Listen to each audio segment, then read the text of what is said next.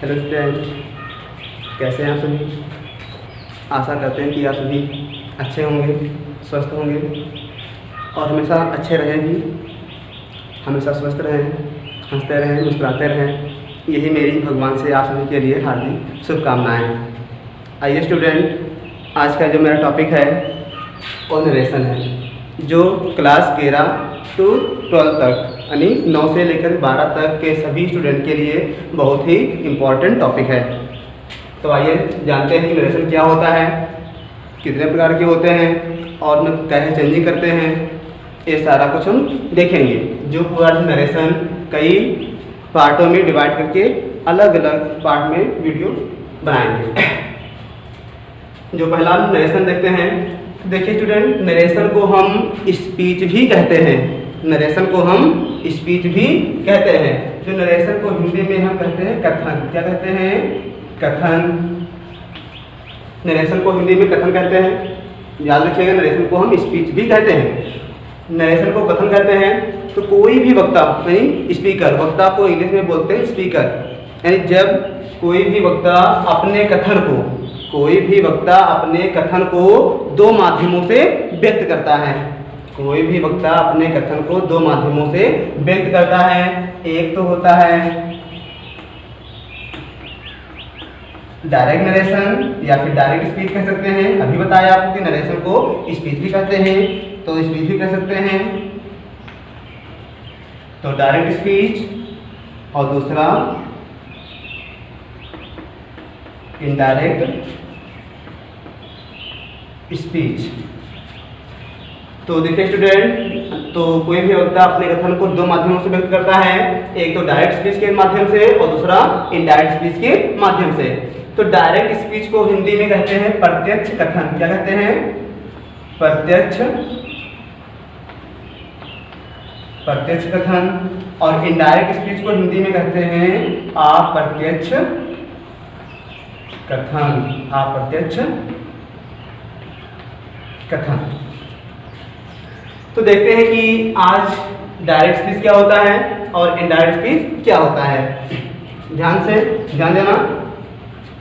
तो direct speech क्या होता है? डायरेक्ट स्पीच को हिंदी में कहते हैं प्रत्यक्ष कथन। तो डायरेक्ट स्पीच क्या होता है देखें, तो जब कोई वक्ता अपने कहे हुए कथन को ज्यों का त्यों व्यक्त करता है।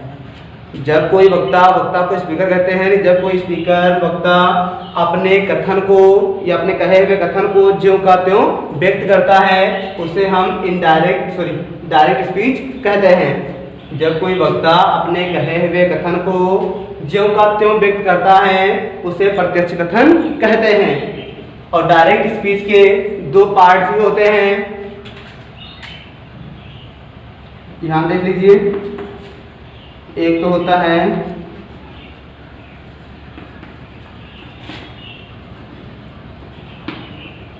रिपोर्टिंग वर्ब और दूसरा reported speech.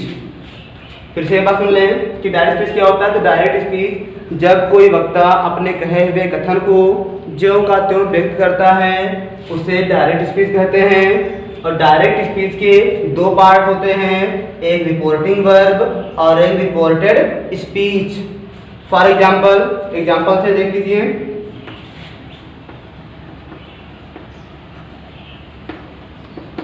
For example,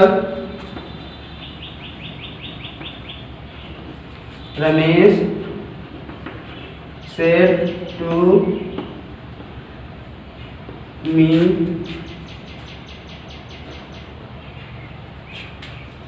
Ram is reading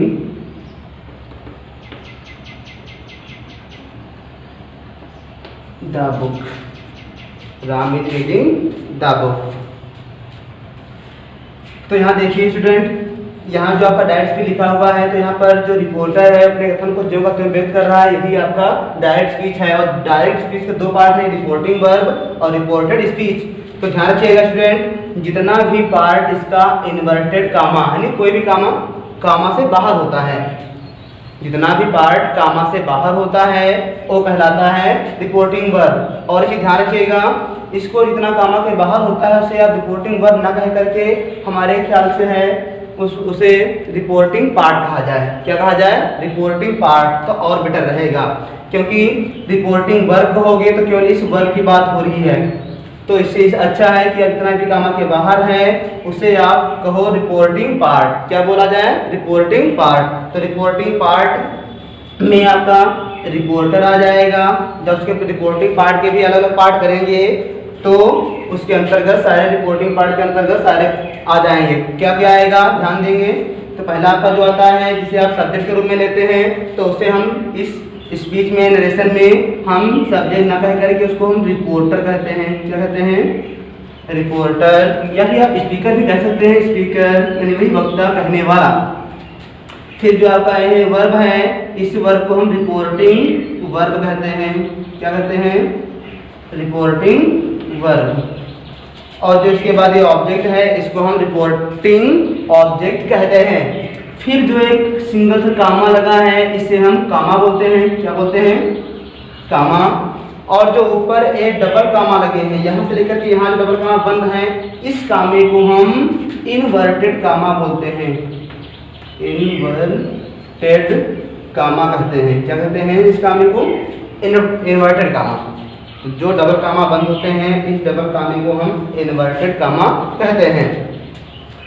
इसके बाद ध्यान देंगे तो जितना कामा के बाहर होता है और रिपोर्टिंग पार्ट, जान पाए, जितना कामा के बाहर होता है और रिपोर्टिंग पार्ट होता है, और जितना कामा के अंदर क्लोज होता है यानी जितना कामा के अंदर बंद होता है वो सारा रिपोर्टेड स्पीच कहलाता है। क्या कहलाता है?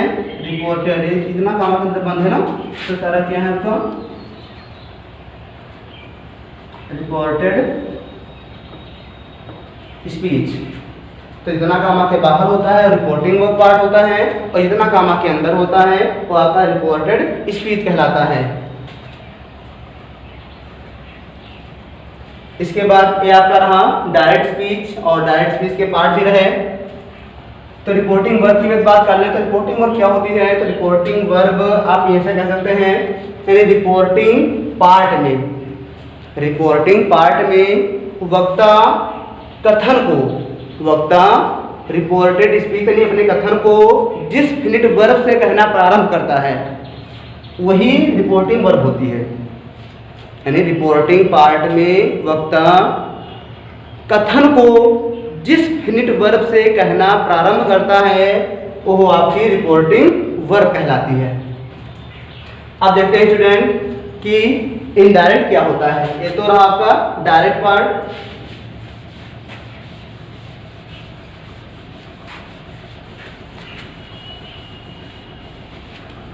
इसके बाद देखते हैं कि इनडायरेक्ट स्पीच क्या होता है। तो अभी फिर से एक बार रिवाइज कर लीजिए। डायरेक्ट स्पीच क्या होता है? कि डायरेक्ट स्पीच क्या होता है? जब कोई वक्ता अपने कहे हुए कथन को ज्यों का त्यों व्यक्त करता है उसे हम डायरेक्ट स्पीच कहते हैं। अब देखते हैं कि इनडायरेक्ट स्पीच क्या होता है। यानी जब कोई वक्ता अपने कहे हुए कथन को ज्यों का त्यों व्यक्त ना करके उसमें कुछ चेंजिंग करके व्यक्त किया जाए। अर्थात आप ऐसे कह सकते हैं कि जब कोई वक्ता अपने कहे हुए कथन को ज्यों का त्यों व्यक्त ना करके उसका एक सबस्टेंस अर्थात भावार्थ बताया जाए, भावार्थ प्रकट किया जाए, वही आपका अप्रत्यक्ष कथन यानी इनडायरेक्ट स्पीच होता है। या समझने में ऐसे भी समझ सकते हैं कि जब कोई वक्ता के द्वारा कहे हुए कथन को जब कोई दूसरा व्यक्ति किसी तीसरे से कहता है, यानी जब कोई वक्ता के द्वारा कहे हुए कथन को जब कोई दूसरा व्यक्ति किसी तीसरे से कहता है वही आपका इनडायरेक्ट स्पीच होता है, अप्रत्यक्ष कथन। यानी वक्ता के द्वारा कहे हुए कथन को घुमा फिरा कर कहा जाता है, डायरेक्टली ज्यों का त्यों ना कह करके घुमा फिरा कर कहा जाए, वही आपका इनडायरेक्ट स्पीच होता है। और इनडायरेक्ट स्पीच में अभी आप देखें कि डायरेक्ट स्पीच में रिपोर्टिंग पार्ट होता है, रिपोर्टेड स्पीच होता है, कामा होता है, इन्वर्टेड कामा होता है। लेकिन जब हम डायरेक्ट से इनडायरेक्ट बनाते हैं तब उसमें हम कामा हटा देते हैं, इन्वर्टेड कामा भी हटा देते हैं, और कामा हटाते हैं तो वहाँ पर हम कोई कंजक्शन का यूज करते हैं।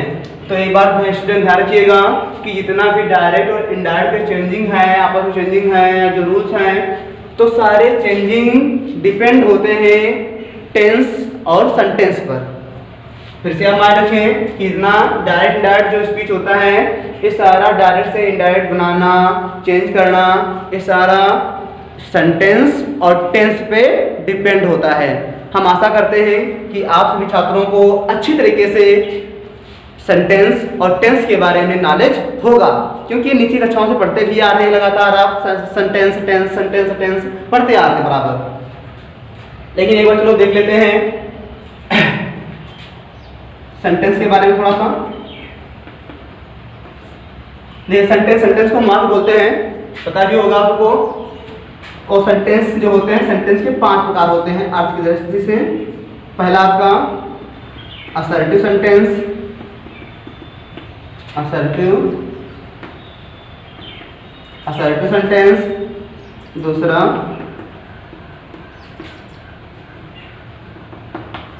Interrogative sentence. तीसरा इंपरेटिव सेंटेंस। चौथा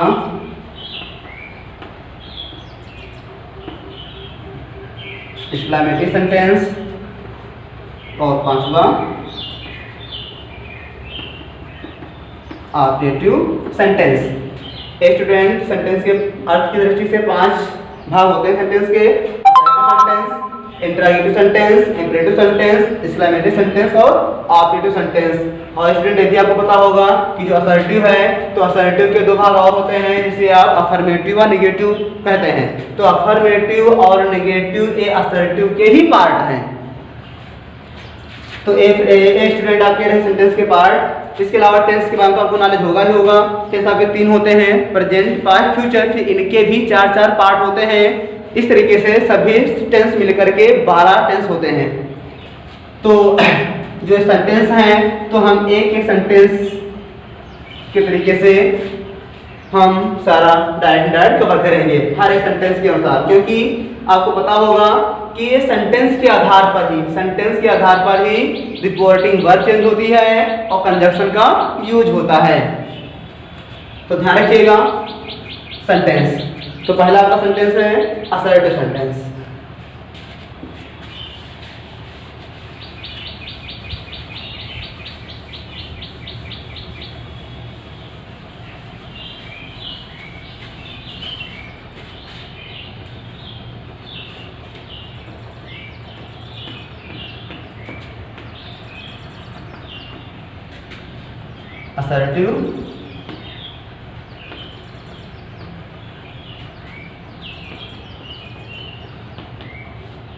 assertive sentence.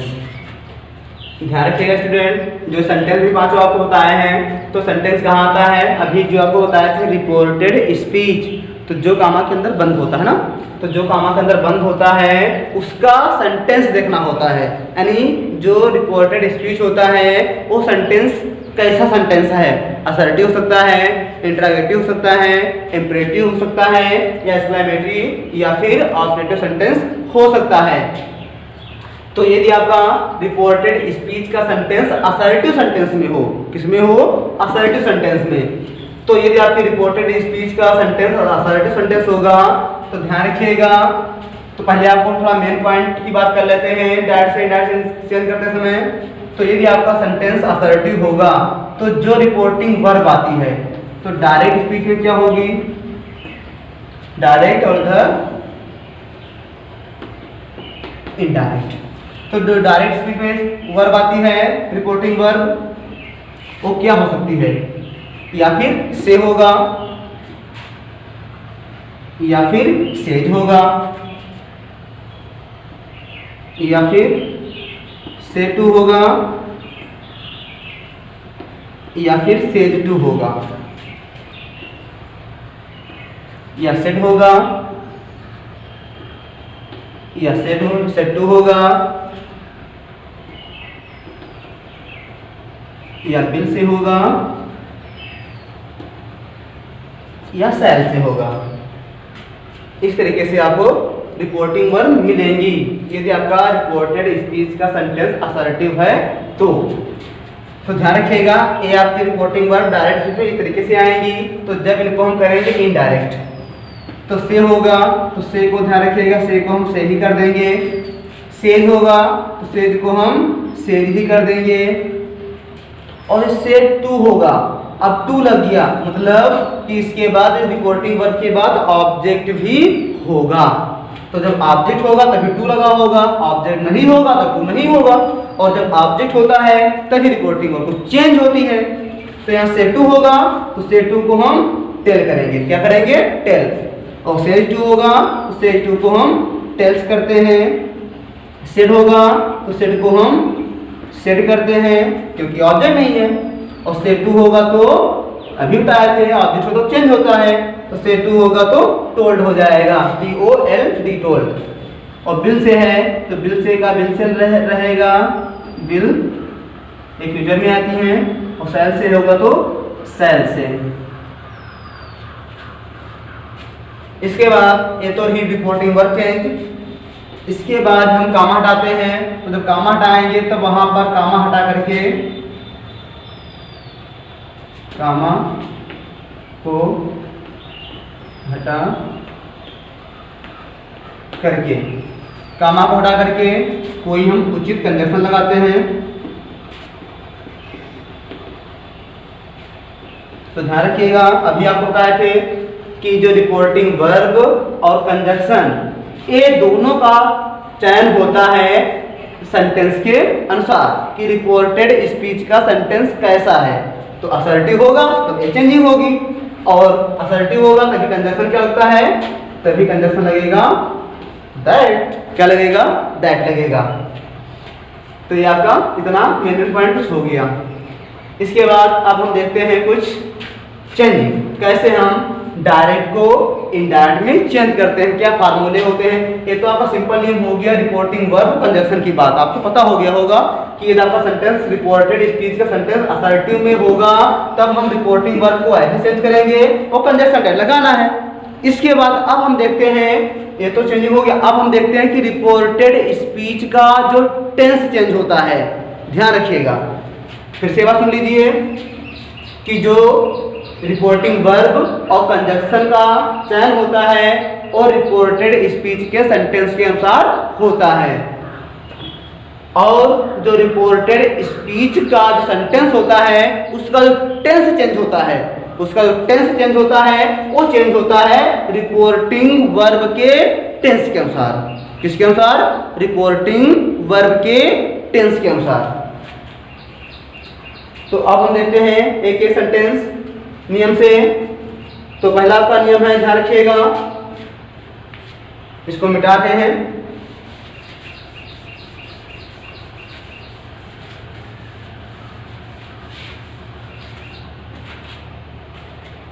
Rule number first,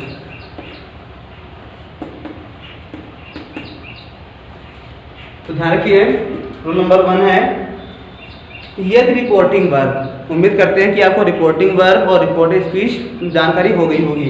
तो ध्यान रखिए, तो यदि रिपोर्टिंग वर्ब प्रेजेंट या फ्यूचर टेंस में हो, किसमें हो, यदि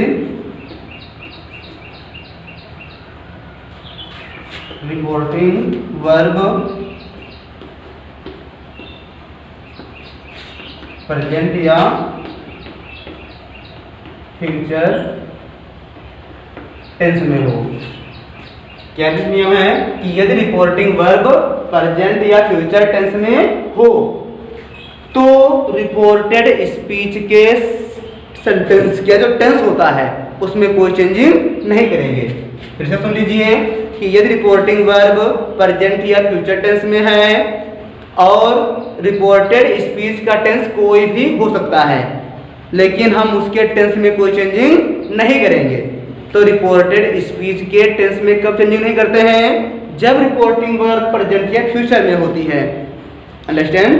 तो जब रिपोर्टिंग वर्ब प्रेजेंट या फ्यूचर में होती है तब हम रिपोर्टेड स्पीच के टेंस में कोई चेंजिंग नहीं करते हैं। For example,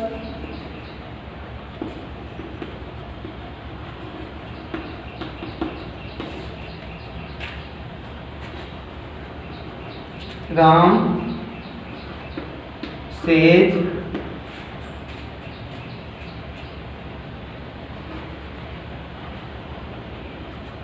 Mohan is a good boy. Example है कि Ram says Mohan is a good boy. Ram कहता है मोहन एक अच्छा लड़का है। तो अभी आपको नियम क्या बताए हैं, ध्यान रखें। अभी एक विषय रिवाइज कर लीजिए। जो कामा के बाहर है वो क्या है, रिपोर्टिंग पार्ट। ध्यान रखिए, क्या रिपोर्टिंग पार्ट पूरा है ना, और जो कामा के अंदर है वो पूरा क्या है, रिपोर्टेड स्पीच। तो हम रिपोर्टर में कोई चेंज करते ही नहीं है, पता भी होगा आपको। तो राम क्या है, रिपोर्टर है, स्पीकर है, उसमें तो कोई चेंज कभी नहीं होती है, तो राम हो गया। इसके अलावा जो आपकी रिपोर्टिंग वर्ब होती है उसके टेंस में भी कभी चेंजिंग नहीं होता है। तो यहाँ पर ध्यान का देना है, सेज क्या लगा है, यस। अब इससे आपको टेंस पता चल रहा होगा, टेंस कौन सा है। आप ध्यान करिए, माइंड करिए फट से कि किस वर्ब की फर्स्ट फॉर्म में यस या यस लगता है, याद आ गया होगा। प्रेजेंट इंडिफरेंट टेंस मतलब प्रेजेंट टेंस है। तो जब प्रेजेंट टेंस है तो अभी आपको बताए थे टेंस। अब ध्यान रखिएगा कि आपकी रिपोर्टिंग वर्ब है, तो जो रिपोर्टिंग वर्ब चेंज होती है किसके अनुसार चेंज होती है, तो अभी बताया था कि जो रिपोर्टिंग वर्ब चेंज होती है वो चेंज होती है रिपोर्टेड स्पीच के सेंटेंस के अनुसार। तो reporting verb sorry reported part क्या है, रिपोर्टेड स्पीच। तो रिपोर्टेड स्पीच जो कामा के अंदर बंद है वो है। तो रिपोर्टेड स्पीच जो कामा के अंदर क्लोज है उसका सेंटेंस कैसा है, सेंटेंस कैसा है, Ram is a good boy. Subject helping verb है और एक्स्ट्रा वर्ड है ऑब्जेक्ट के रूप में। तो जी सब्जेक्ट पहले आ रहा है, हेल्पिंग वर्ब आ रही है, सेंटेंस कैसा होगा, असर्टिव होगा। तो जब सेंटेंस असर्टिव है तब हम सेज का क्या करेंगे। तो इसके पहले अभी आपको बताए थे कि यदि आपकी रिपोर्टेड स्पीच का सेंटेंस असर्टिव नहीं होगा तो आपकी रिपोर्टिंग वर्ब क्या आ सकती है। तो अभी बताया से आएगा, से को से करते हैं, या सेज होगा सेज को सेज करते हैं, बताया था ना अभी। तो यहाँ पर क्या है, सेज है, तो सेज का सेज हो जाएगा। फिर कामा मिल गया, यहाँ पर ऑब्जेक्ट नहीं है, कामा मिल गया। तो अभी बताया कामा को हटाएंगे, कामा को हटाएंगे।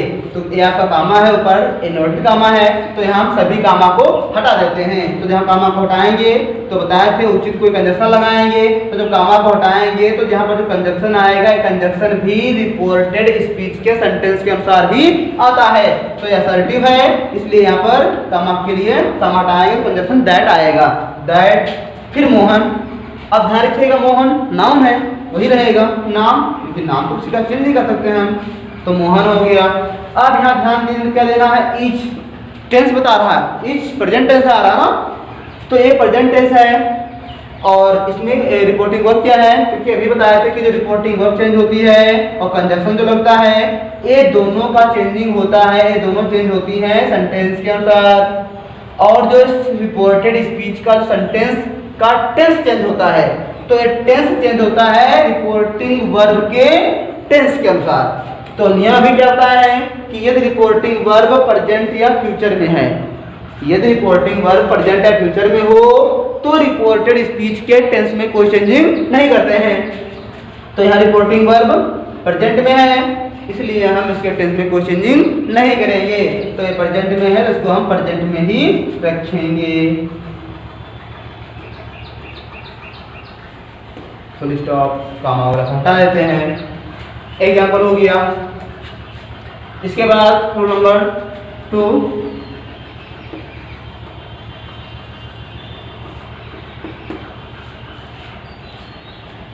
रूल नंबर 2 है कि यदि रिपोर्टिंग वर्ब यदि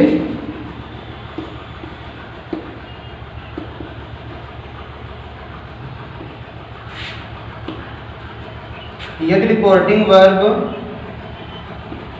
पास्ट टेंस में है, ध्यान देना स्टूडेंट, यदि रिपोर्टिंग वर्ब दूसरा नेम क्या है, यदि रिपोर्टिंग वर्ब पास्ट टेंस में है, यदि रिपोर्टिंग वर्ब पास्ट टेंस में है और स्पीच, यदि रिपोर्टिंग वर्ब पास्ट टेंस में है और रिपोर्टेड स्पीच का जो सेंटेंस का टेंस होगा यदि वह टेंस प्रेजेंट या फ्यूचर में है। जैसे सुन लीजिए कि यदि रिपोर्टिंग वर्ब पास्ट टेंस में है और रिपोर्टेड स्पीच का टेंस प्रेजेंट या फ्यूचर में हो, प्रेजेंट या फ्यूचर में हो। यदि रिपोर्टिंग वर्ब पास्ट टेंस में है और स्पीच का टेंस प्रेजेंट या फ्यूचर में है, तब रिपोर्टेड स्पीच का टेंस सब बदल जाएगा, यानी सारा प्रेजेंट टेंस चेंज हो जाएगा पास्ट टेंस में, वो भी सामने सामने। यानी present indefinite tense change into past indefinite, present continuous tense change into past continuous, और present perfect tense change into past perfect tense, और present perfect continuous tense change into past perfect continuous tense. मतलब सब सामने सामने change करेंगे, indefinite को indefinite में, continuous को कंटीन्यूअस में, परफेक्ट को परफेक्ट में, और परफेक्ट कंटीन्यूअस को परफेक्ट कंटीन्यूअस में चेंज कर देंगे हम। इसके अलावा यदि आपका फ्यूचर है तो फ्यूचर में आपको विल या शैल मिलेगा। क्या मिलेगा? कोई भी टेंस हो विल या शैल ही मिलेगा। तो विल या शैल मिलेगा तो बस हम विल का पास्ट टेंस पुट कर देंगे और शैल का पास्ट टेंस शुड कर देंगे। कब कर देंगे? जब रिपोर्टिंग वर्ब पास्ट में होगी तब। यदि आपकी रिपोर्टिंग वर्ब पास्ट में है और इधर स्पीच आपका प्रेजेंट या फ्यूचर में आ रहा है तो सारा प्रेजेंट टेंस पास्ट में चेंज हो जाएगा सामने सामने, और फ्यूचर यदि आपका है फ्यूचर में बस कोई भी टेंस हो तो उसमें आपको विल या शैल ही मिलता रहेगा, तो बस विल का आउट कर देंगे, शैल का शुड कर देंगे। इसके अलावा और सारे चेंजिंग सेम रहेंगे, बस प्रोनाउन को ध्यान रखेंगे। ये आपका दूसरा नियम हो गया। एग्जांपल दे देते हैं हम।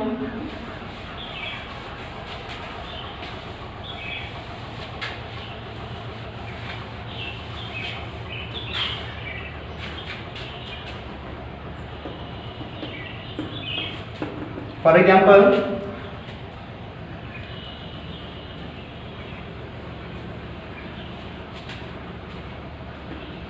Rahul said to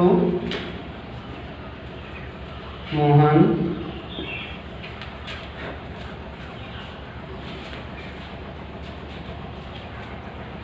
Ram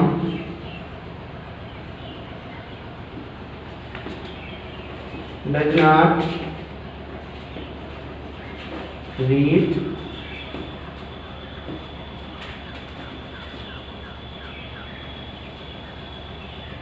the Ramayana. Example of student है कि Rahul said to Mohan Ram does not read the Ramayana. अब यहाँ भी आपको नियम बताया है कि यदि रिपोर्टिंग वर्ब पास्ट टेंस में होगी और उधर का रिपोर्टेड स्पीच का टेंस प्रेजेंट या फ्यूचर में होगा तो सारा प्रेजेंट टेंस सामने सामने यानी चेंज हो जाएगा, और फ्यूचर में होगा तो विल या शैल आएगा तो उसी का हम पुट और शुड कर देंगे। तो यहाँ चेंज कर लेते हैं। तो यहाँ पर क्या है? राहुल आपका रिपोर्टर नो चेंज, राहुल हो जाएगा। सेट टू आ गया। तो अभी आपको बताया था कि जो रिपोर्टिंग वर्ब होती है तो रिपोर्टिंग वर्ब चेंज होती है रिपोर्टेड स्पीच के सेंटेंस के अनुसार। तो सेंटेंस इसमें है असर्टिव में है, क्योंकि अभी बताया था कि असर्टिव के दो पार्ट होते हैं, असर्टिव अफर्मेटिव और नेगेटिव। तो नेगेटिव है अर्थात असर्टिव ही है। तो जब असर्टिव है तो सेड या सेट टू को क्या हो जाएगा? अभी बताए थे कि सेज होगा, क्या क्या आएगी? से होगा, सेज होगा, सेट टू होगा, सेज टू होगा, क्या सेट होगा या सेट टू होगा। तो सेट टू दिया है नहीं ऑब्जेक्ट है तो सेट टू का टोल्ड हो जाएगा, टोल्ड कर दीजिए। मोहन का मोहन हो जाएगा। अब कामा हटाएंगे, कामा हटाने के लिए सेंटेंस असर्टिव है इसलिए दैट लगाएंगे। दैट के बाद आपका रिपोर्टेड स्पीच आ गया तो राम आपका नाउन है नो चेंज, राम हो गया। अब डज नॉट ध्यान देंगे क्या है? Does not. डज नॉट किसमें लगता है? कौन सा टेंस? Present indefinite tense. तो जब प्रेजेंट इंडेफिनिट टेंस का नेगेटिव सेंटेंस है तो प्रेजेंट टेंस में है। और अभी बताया कि आपको कि रिपोर्टेड स्पीच जो टेंस चेंज होता है वो चेंज होता है रिपोर्टिंग वर्ब के टेंस के अनुसार। तो रिपोर्टिंग वर्ब इसमें है सेड, यानी से की सेकंड फॉर्म है यानी पास्ट टेंस है। तो जब ये रिपोर्टिंग वर्ब पास्ट टेंस में है और रिपोर्टेड स्पीच प्रेजेंट टेंस में है तभी तो रिपोर्टेड स्पीच का टेंस चेंज हो जाएगा। तब ये प्रेजेंट टेंस में है तो जाएगा पास्ट टेंस में। तो आपका प्रेजेंट टेंस का नेगेटिव है तो पास्ट टेंस में जाएगा तो पास्ट इंडेफिनिट है, क्योंकि ये प्रेजेंट इंडेफिनिट है तो प्रेजेंट इंडेफिनिट जाएगा पास्ट इंडेफिनिट में। अभी आपको बताया था कि present indefinite tense change into past indefinite tense. तो जब पास्ट में इंडेफिनिट जाएगा तो उसका नेगेटिव फार्मूला क्या होता है? Subject helping verb did. क्या लगता है? डिड। तो सब्जेक्ट डिड नॉट वर्ब की फर्स्ट फॉर्म ऑब्जेक्ट। तो यहाँ डज नॉट का क्या हो जाएगा? Did not. Did not read the Ramayan.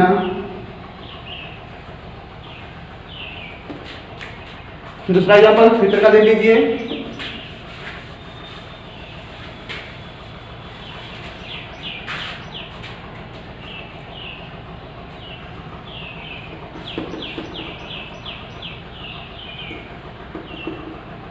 Sita said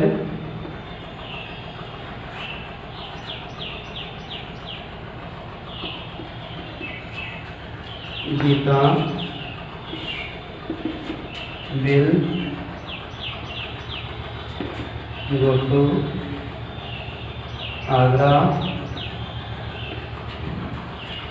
अगला एग्जाम्पल है Sita said Geeta will go to Agra.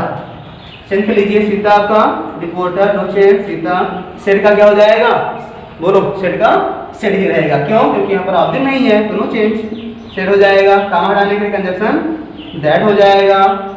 That के बाद इसमें आगे गीता का नाउन है नो चेंज, और नाउन जब होता है कैपिटल रखते हैं। और बिल का, अब बिल आपका फ्यूचर टेंस है, तो फ्यूचर टेंस है और इधर रिपोर्टिंग वर्ब पास्ट में है तो एक फ्यूचर ये भी पास्ट हो जाएगा। फ्यूचर में बस बिल या सेल आएगा तो बस बिल का हम वुड और सेल का शुड कर देंगे, तो वुड हो जाएगा गो टू आगरा। स्टूडेंट दो आपके फार्मूले हो गए और दो एग्जाम्पल भी हो गए।